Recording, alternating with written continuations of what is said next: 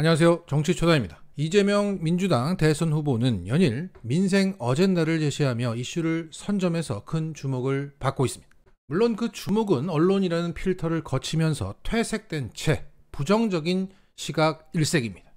너무 앞서간다, 막 던지는 것 같다, 가볍다 이런 비판이 많아요.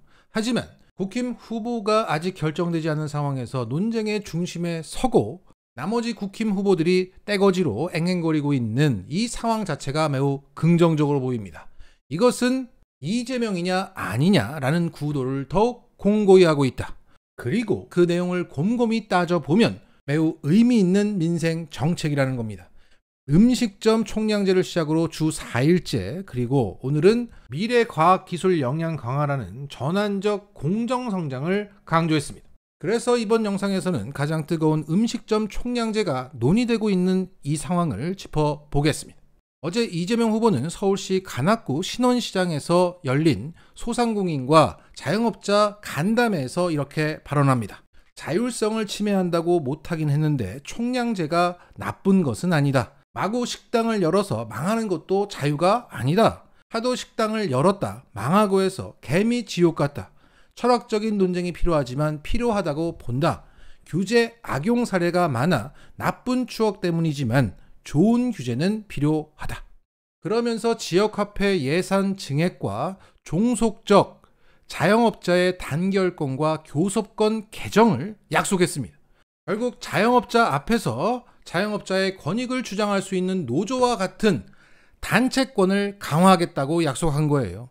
그런데 이날 국힘당 홍준표는 뭐라고 했습니까? TV토론에 나와서 교육은 전교조 때문에 망했고 경제가 안 돌아가는 이유는 강성노조, 귀족노조 때문이라고 말해서 구설수에 올랐습니다. 만약 자영업자분들이 어제 이 두 개의 뉴스를 모두 접했다면 어떻게 생각했을까요?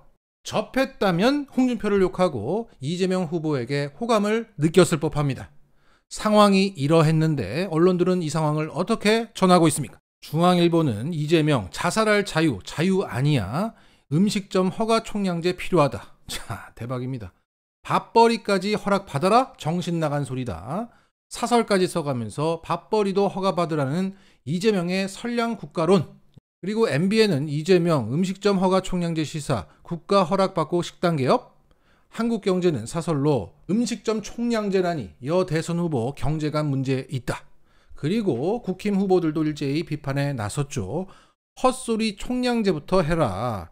윤석열 전체주의적인 발상이다. 국민 삶까지 설계하냐. 홍준표 음식점 허가제 사회주의냐. 이재명 참 큰일 날 사람. 이렇게 꼬리에 꼬리를 물면서 개거품을 물었습니다. 그래서 설익었다, 문매를 맞았다, 그러더니 한 발 물러났다, 이렇게 언론들은 전하고 있습니다.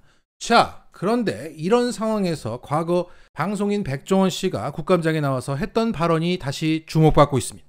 어려움을 겪고 있다는 데는 동의하시죠? 네네네. 가장 큰 문제가 뭐라고 생각하세요? 인구당 매장 수가 너무 많다고 봅니다. 과도하다고 봅니다. 대한민국이 이런 형태로 틀러 가야 되겠다는 소견이 있으면 좀 얘기를. 이게 감히 말씀드리면 우리나라 같은 경우 사실 외식업을 너무 쉽게 할 수 있는 상황입니다. 미국 같은 경우는 저도 미국에 매장을 준비하고 해봤지만 미국 같은 경우는 새로운 자리에다 매장을 열려면 최소한 1년, 2년이 걸립니다. 왜냐하면 인스펙션이 안 나오기 때문에. 그 사이에 그렇게 식당을 쉽게 못하는데 저희 같은 경우는 신고만 하면 바로 할 수 있는 게 문제고, 사실은 식당을 준비하는 분들이 그렇게 쉽게 오픈할 수 있다 보니까 너무 겁없이 뛰어들다 보니까 준비성 없이. 그래서 제 생각에는 사실 여러 가지 상황이 있겠지만 이렇게 쉽게 식당을 열면 안 되는구나는 걸 좀 느낄 수 있는 계기도 돼야 되고, 제가 골목식당이나 방송을 하지만 사실 이게 오해하시는 게 이게 식당을 하라고 부추기는 거라고 오해하시는 게 아니라 하지 마세요라는 거거든요. 준비가 없으면. 자, 이렇게 외식업 전문가 백종원 씨의 문제의식과 해법이 이재명 후보의 발언과 일치하면서 상황은 반전되고 있습니다. 그래서 음식점 총량제에 대해서 전문가들의 얘기는 듣지 않고 관성적으로 이념적으로 생각하고 비판했던 사람들이 뻘쭘해지고 있습니다. 자, 여기에서 지난 이재명 후보의 발언을 다시 한번 전해드리겠습니다. 최근 열린민주당 TV에 출연해서 이렇게 발언했습니다. 내가 불안하다고 생각하는 사람들이 있는데 난 정책을 실행하기 전에 경우의 수를 다 따지고 신중하게 결정한다. 내가 집행한 정책 중에 실패한 정책은 없다고 자부한다. 그만큼 사전에 신중하게 따졌고 결정한 이후부터는 후퇴는 없었다. 결국 난 행정의 권위를 매우 중요하게 생각한다. 그래서 공포탄 쏘지 않고 첫발부터 실탄만 쏜다. 자, 이렇게 이재명이라는 행정가는 정책을 실행하기 전에 치밀하게 다 따져가면서 실행을 해왔습니다. 이재명 성남시장, 이재명 경기도지사가 실행했던 정책 중에 실패했거나 잘못된 정책이 있었습니까? 그런 게 만약 있었다면 우리가 모를 리가 없습니다. 지금 대장동을 보세요. 그런 게 만약 있었다면 지금 언론들이 물고 뜯고 난리가 아니었을 겁니다. 자, 최근에 오세훈 서울시장의 자가검사 키트 사업, 그 13억 원 들여서 4명의 확진자를 찾았던 그런 정책에 대한 감사 결과가 나왔어요. 나왔는데 뭐 수의 계약한 거, 뭐 계약서 쓰지도 않고 구입했던 거, 방역 정책에 혼선을 준 거 등등, 이것은 실패한 정책이라고 결론 내려줬습니다. 자, 이 중요한 사실을 우리는 잘 모르죠. 왜냐하면 언론들이 안 쓰기 때문에.